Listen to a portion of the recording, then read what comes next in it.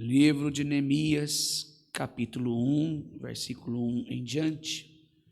Nós vamos ler do versículo 1 em diante. Diz assim: As palavras de Neemias, filho de Acalias, no mês de Quisleu, no ano 20º, estando eu na cidade de Suzã, veio Hanani, um de meus irmãos, com algumas de Judá. Então, lhes perguntei pelos judeus que escaparam e que não foram levados para o exílio aí acerca de Jerusalém. E disseram: os restantes que não foram levados para o exílio se acham lá na província. Estão em grande miséria e desprezo. Os muros de Jerusalém estão derribados, suas portas queimadas. Tendo eu ouvido estas palavras, assentei-me, chorei, lamentei por alguns dias, estive jejuando, orando perante o Senhor, Deus dos céus, e disse: Ah, Senhor, Deus do céu, Deus grande, terrível, que guardas a aliança e a misericórdia para com aqueles que te amam e guarda os teus mandamentos. Estejam, pois, atentos os teus ouvidos, os teus olhos abertos, para acudires à oração do teu servo que faço hoje à tua presença, dia e noite, pelos filhos de Israel, teus servos. Faço confissão pelos pecados dos teus filhos, os filhos de Israel, os quais temos cometido contra ti, pois eu e a casa de meu pai temos pecado, temos procedido de todo corruptamente contra ti, não temos guardado os teus mandamentos, nem os teus estatutos, nem os juízos que ordenaste a Moisés teu servo. Lembra-te da palavra que ordenaste a Moisés teu servo, dizendo: se guardardes, transgredides, eu vos espalharei entre os povos. Mas se vos converterdes a mim, guardardes os meus mandamentos, eu os cumprides, então, ainda que vossos rejeitados estejam sobre a extremidade do céu, de lá os ajuntarei, os trarei para o lugar que tenho escolhido para ali fazer habitar em meu nome. Ainda estes são teus servos, teu povo, que resgataste com teu grande poder, com tua mão poderosa. Ah, Senhor, estejam, pois, atentos teus ouvidos à oração do teu servo e a dos teus servos que se agradam de temer o teu nome. Concede-me que seja bem sucedido hoje o teu servo e dá-lhe mercê perante este homem. Nesse tempo, eu era copeiro do rei. Amém. Irmãos, está mais uma vez entre nós, neste momento, a palavra de Deus. E este homem, por nome de Neemias, é um homem, melhor dizendo aqui, que nasceu dentro do exílio babilônico. Nós sabemos que o povo de Deus, por juízo, eles vão para a Babilônia, levados como cativos, não deu ouvido às palavras que o Senhor ordenara a eles, e como juízo do Senhor, eles estão no cativeiro. Neemias nasceu no cativeiro. Ele é um intercessor. Intercessor, irmãos, é alguém que se levanta diante do trono de Deus a favor de alguém. Intercessor é todo aquele que está orando para alguém, intercedendo a Deus por alguém. Neemias não era só intercessor. Neemias, acima de tudo, era um homem de oração. Era um homem que há 10 de suas orações neste livro, só no livro que leva o nome dele, há 10. Nós vemos, irmãos, que é um homem dotado do Senhor. Nós vemos ela aqui no primeiro, versículo 4, no capítulo 2, versículo 4, no capítulo 4, versículo de número 4, no capítulo 5, de versículo 19, no capítulo 6, versículo 9 e 14, nós vemos em diante, são 10 orações de Neemias. Ele é literalmente um homem de oração.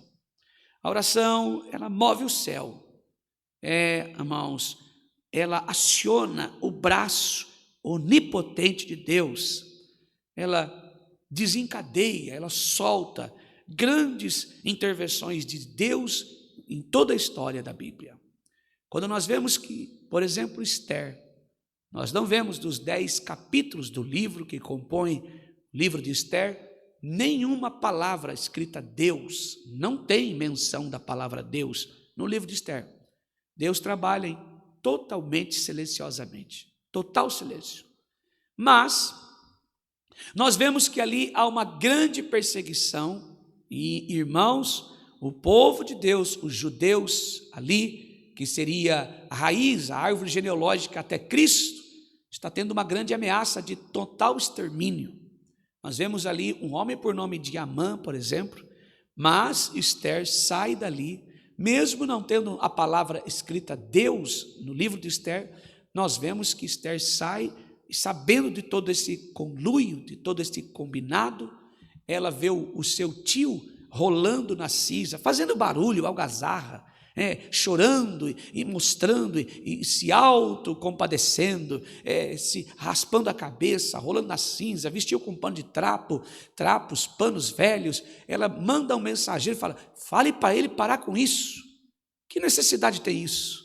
Ela então vai no harém, pede para as judias que lá estavam e fala: vocês dão um jeito de orar, eu vou orar, nós vamos jejuar, nós vamos orar, e eu vou subir a rampa, eu vou ir ter com o rei, e o cetro dele vai apontar para mim, não será morte, será vida. Irmãos queridos, a oração, ela liga o homem à fraqueza do homem.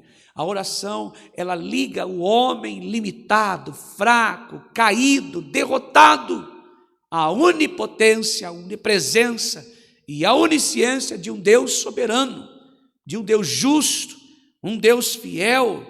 Ela desencadeia grandes intervenções da nossa história.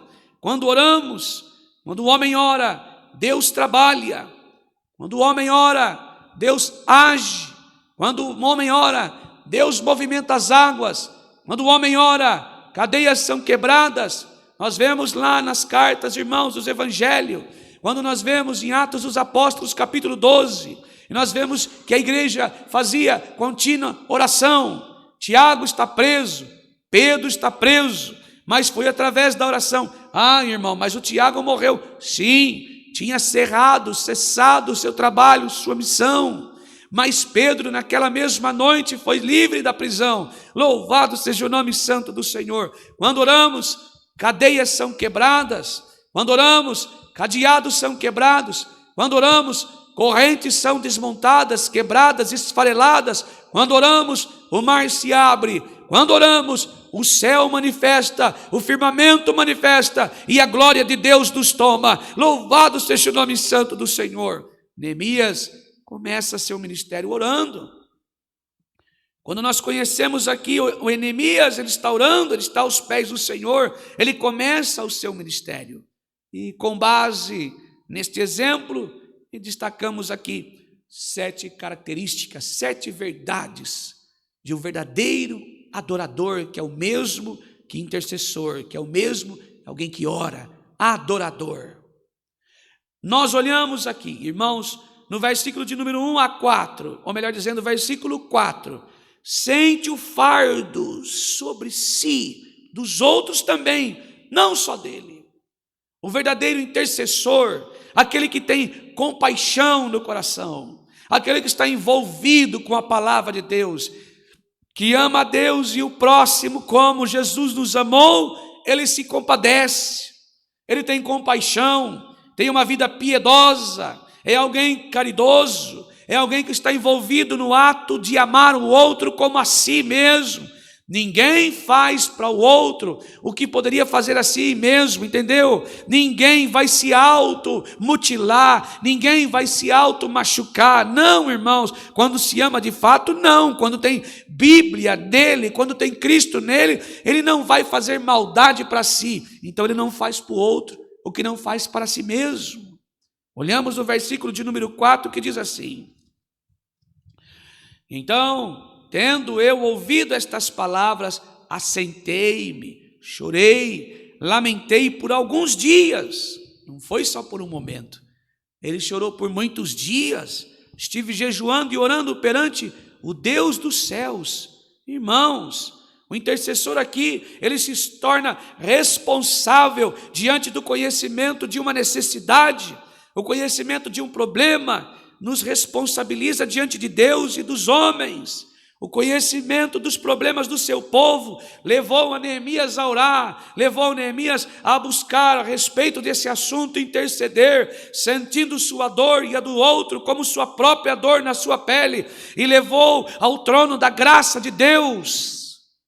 Neemias, ele nasceu no cativeiro, na Babilônia.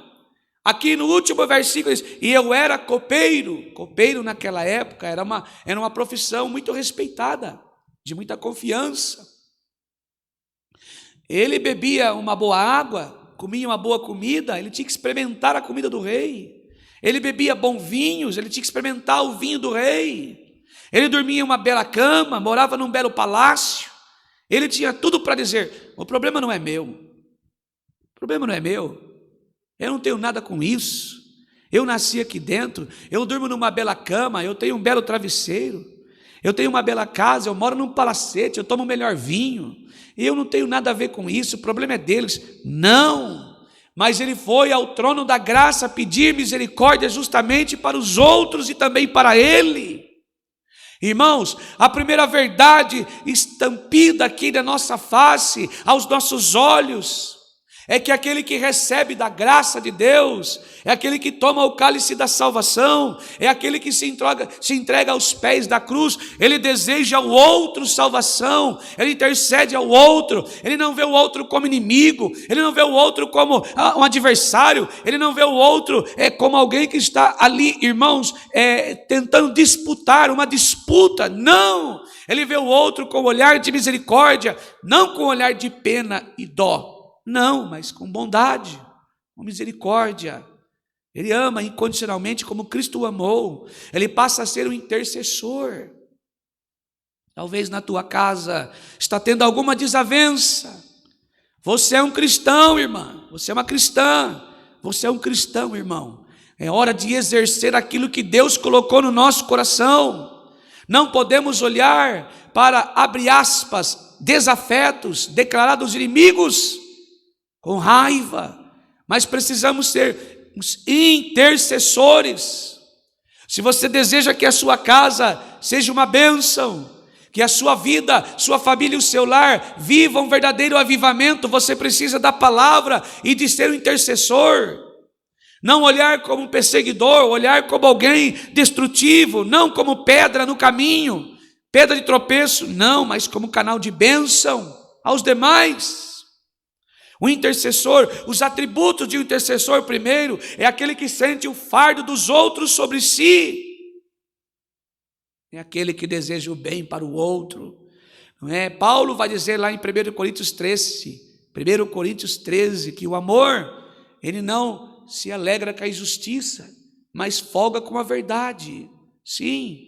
Aquele que ama, agora é o intercessor. Aquele que ama, agora ele vai orar pelo outro. Aquele que ama, ele vai perdoar o outro. Aquele que ama, ele vai desejar que o outro também se lance aos pés da cruz, que venha a se converter, que venha a se entregar a Jesus, que venha viver a palavra do Senhor com constância. Aquele que ama, ele vai se entregar ao Senhor e vai reconhecer a soberania de Deus sobre si mesmo.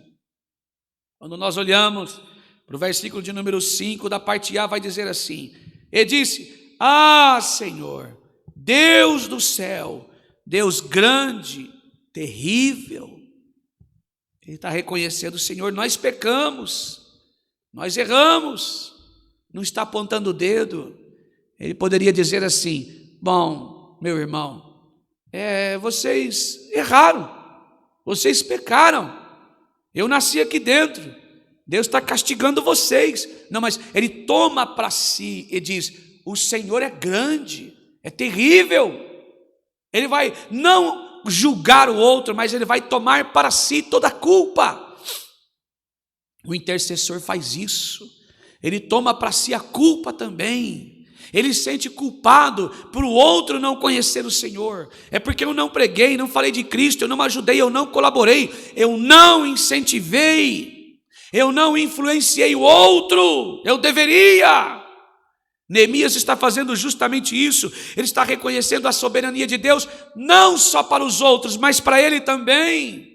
Ele não é um acusador, ele não é um defamador, ele não é alguém que está sentado em uma cadeira de juiz, em uma cadeira de condenatório, não. Mas ele é alguém que é intercessor e reconhece que o mesmo Deus que julga um, julga todos.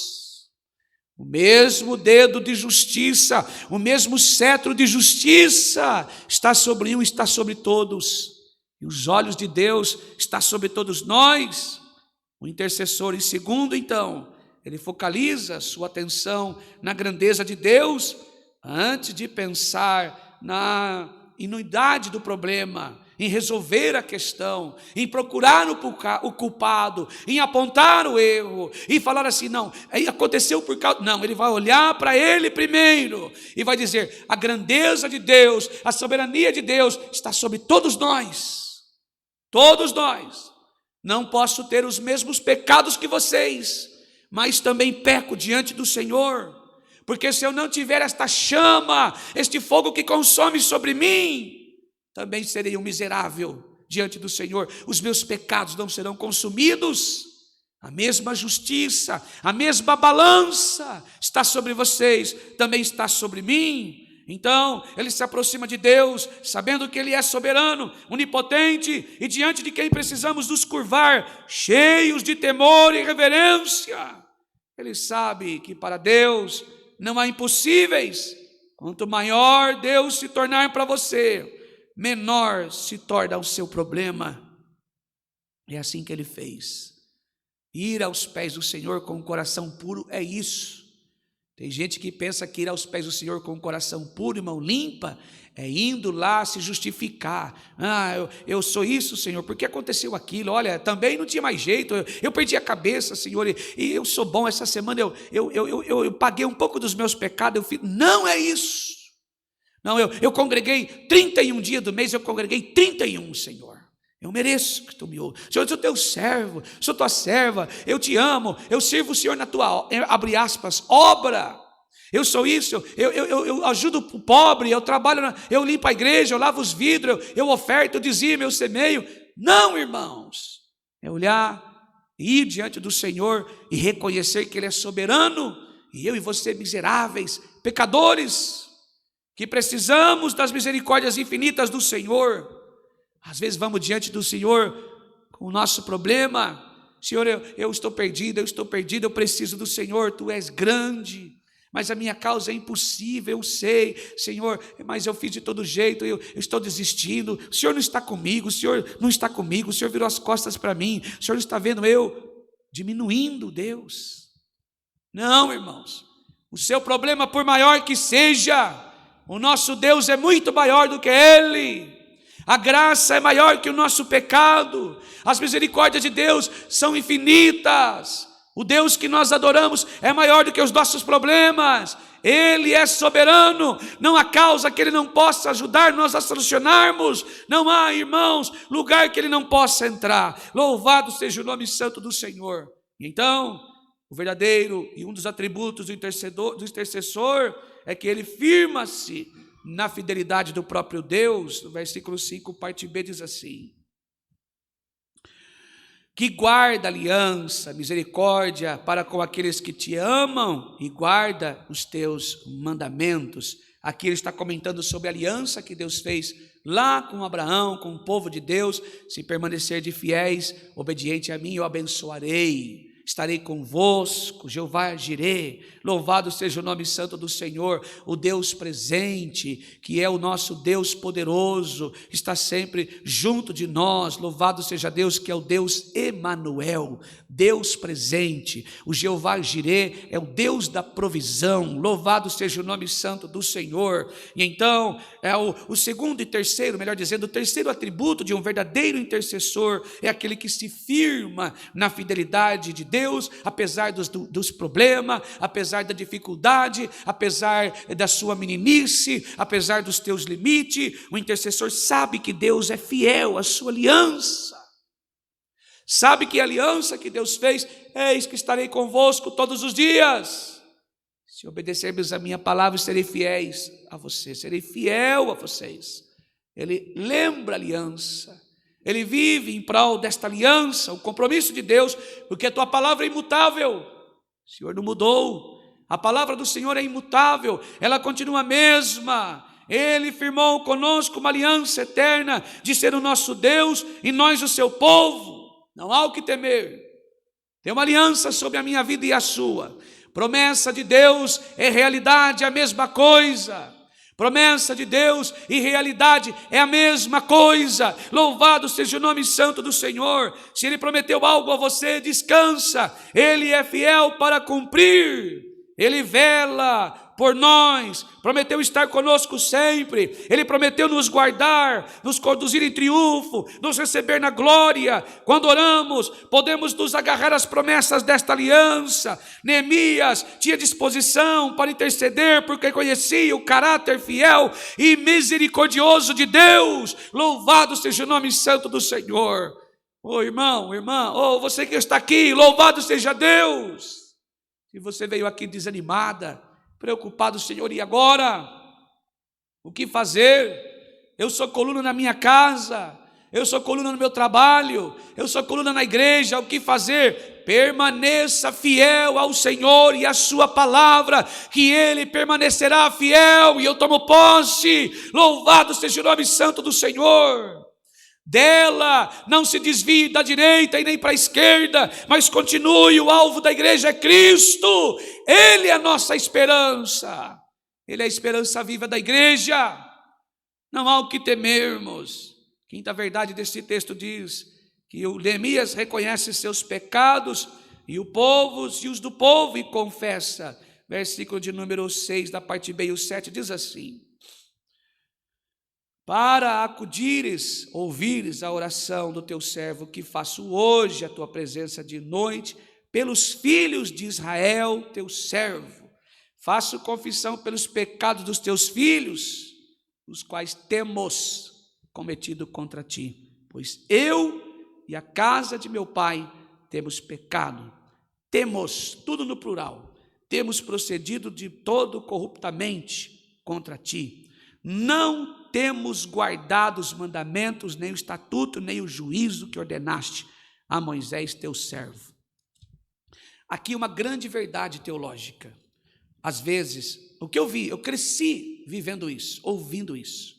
E diante do Senhor, não, você não tem pecado, é só erros e falha. Mentira do diabo. João vai dizer que todos estão pecam. E aquele que diz que não tem pecado faz de Deus o mentiroso e nele não está a palavra. Tem dois agravantes aqui. Primeiro, quando mentimos que não temos pecado, mentir é um ato, irmãos, diante de Deus, péssimo. Porque o pai da mentira é o diabo. Então aquele que mente é filho do diabo. Aqui tem dois agravantes. Primeiro, dizer que não tem pecado, está mentindo, já está, irmãos, como filho do diabo. E dizer que não tem pecado diante do Senhor está ferindo a palavra de Deus, segundo agravante. Porque a própria Bíblia diz por Paulo que todos pecaram e estão destituídos da glória de Deus. O que os teólogos chamam de depravação total. Depravada em seus pensamentos, corrupção total. O homem não é mais suficiente para se limpar sozinho. O homem não tem condições de se salvar sozinho, ele precisa de um Salvador. E Jesus vai dizer que Ele é o Salvador, Ele é o caminho, a verdade, a vida. A primeira fala de Neemias aqui é reconhecer que não só o povo, mas ele também peca e tem pecado diante do Senhor. Então, a quinta verdade desse texto, de um atributo de um verdadeiro intercessor, de alguém que se humilha aos pés do Senhor, é reconhecer a sua situação diante de Deus. Não é ir diante do Senhor e se auto-justificar. Não é diante do Senhor e se auto-compadecer.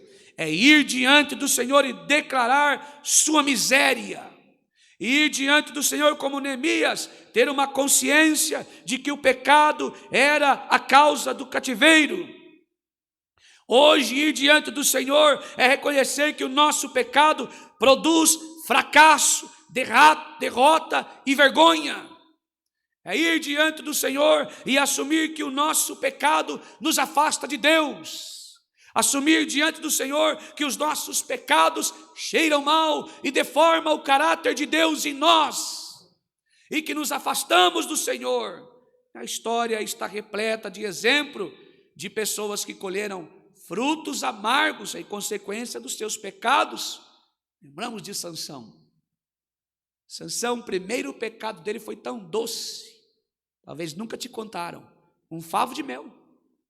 Sansão estava indo numa festa, matou um leão, não poderia tocar neste corpo, porque ele é nazireu, não podia tocar. Samuel foi nazireu, Jesus nazireu, ele não podia tocar. Ele mata o leão que está na estrada, participa da festa, ele volta, ele come, tem um favo de mel no corpo do leão, ele comeu o mel. Salomão, melhor dizendo, Sansão não caiu primeiro com Dalila. Sansão caiu porque comeu mel. Sansão, ele provou do gosto do pecado. Irmãos, tudo que é bom é gostoso, mas é pecado diante de Deus. Tudo que é pecado é bom, é gostoso. A carne se delicia, não só de cunho sexual, mas é gostoso. Tudo que Deus proíbe, parece que é gostoso. Se vingar, ser altivo, apontar os outros, se auto-justificar, se auto-compadecer, humilhar as pessoas, devolver o troco, pisar. Se, irmãos, ir diante da pessoa ofendida e xingar, falar palavrões, se vingar.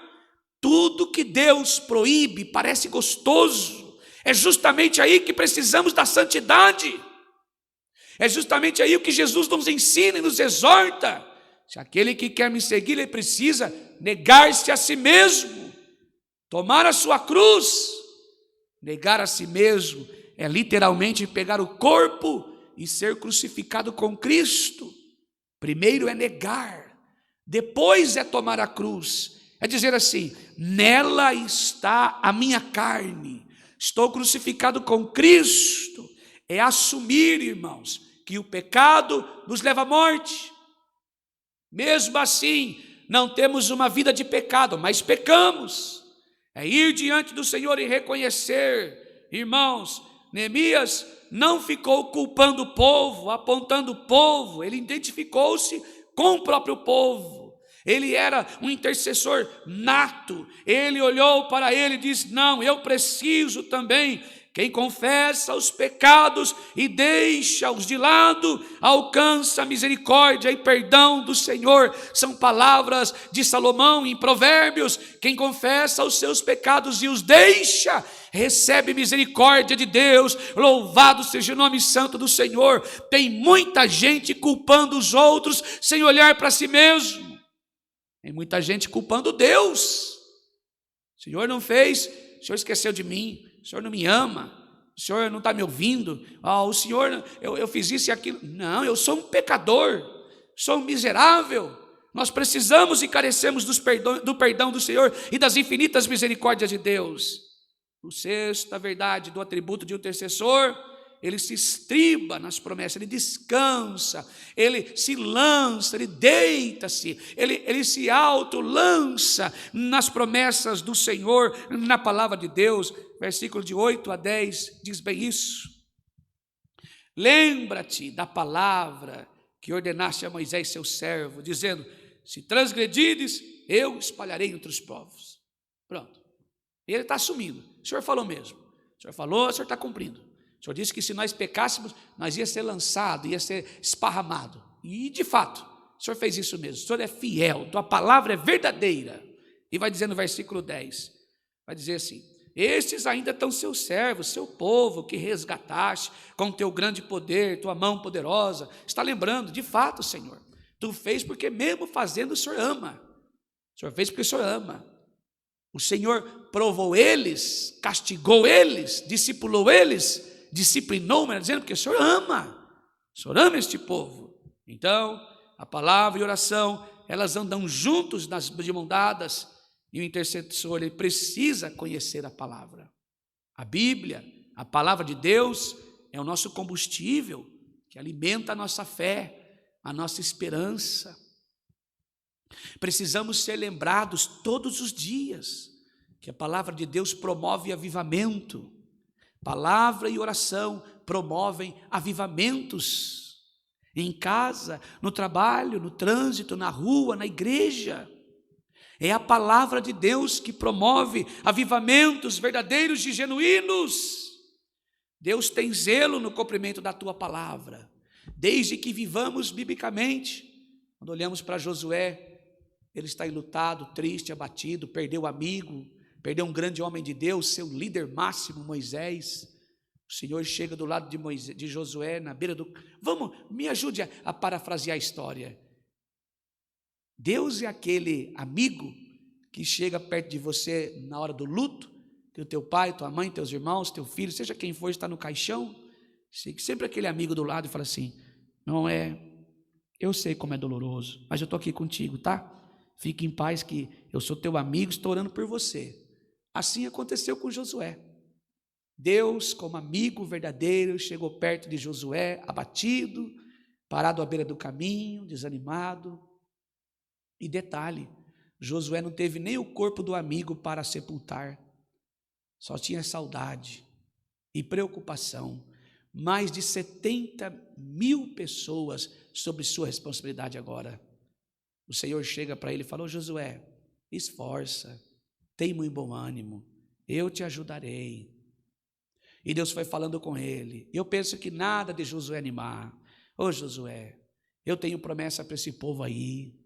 Eu prometi para esse povo que daria uma terra para eles que mandaria leite e mel. Fique em paz.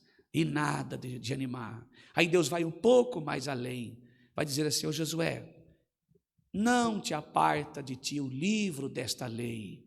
Nela medita de dia e de noite. Está dizendo, Josué, eu tenho um livro aí que nela está minhas promessas. Você precisa ler, você precisa examinar, você precisa colocar seu coração dentro dela. Medita, examine, prescrute, vá a fundo, leia cada vírgula, cada palavra, cada ponto, é minha palavra.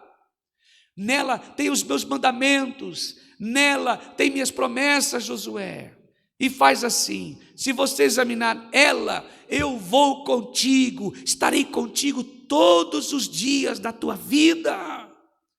Aquele que quer promover ou viver um avivamento, ele anda com a palavra de Deus na ponta da língua, na tábua de carne do coração, dentro da alma. E tem uma vida de orador, uma vida de alguém que está prostrado, Senhor, é um verdadeiro intercessor. 7ª e última lição. O verdadeiro intercessor tem como atributo a associação, devoção e ação. Quando nós olhamos no versículo de número 11, diz assim, Senhor, estejam, pois, atentos teus ouvidos à oração do teu servo, os teus servos que se agradam de temer o teu nome, conceda-me, seja bem sucedido hoje o teu servo, e dê-me mercê perante este homem. Está dizendo o Senhor, eu quero, Senhor, eu vou agir, eu vou trabalhar, eu vou me movimentar. A minha devoção é ao Senhor, mas associa a minha alma dentro da tua palavra. O intercessor, ele ora e age. Neemias orou, jejuou, lamentou, chorou por 120 dias. Ele colocou essa causa diante de Deus, mas também colocou a mesma causa diante do rei. A oração não é um substituto do seu trabalho. A oração não é um substituto da força do teu braço. Não. Ele orou primeiro, reconheceu os seus pecados, se lançou aos pés do Senhor e agiu. Jejuou e foi aos pés do rei. Se você veio aqui esta noite dizendo, eu vou parar, não!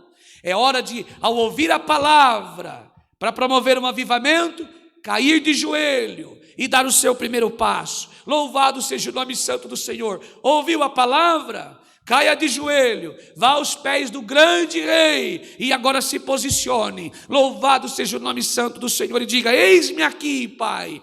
Eis-me aqui, eu quero viver um avivamento na minha casa, eu quero viver um avivamento na igreja, eu quero viver um avivamento na empresa, eu quero viver um avivamento na minha vida, vou amar a tua palavra, vou orar e vou aos pés do rei e vou dar o meu primeiro passo. Louvado seja o nome santo do Senhor, isso é palavra de Deus, louvado seja o nome santo do Senhor.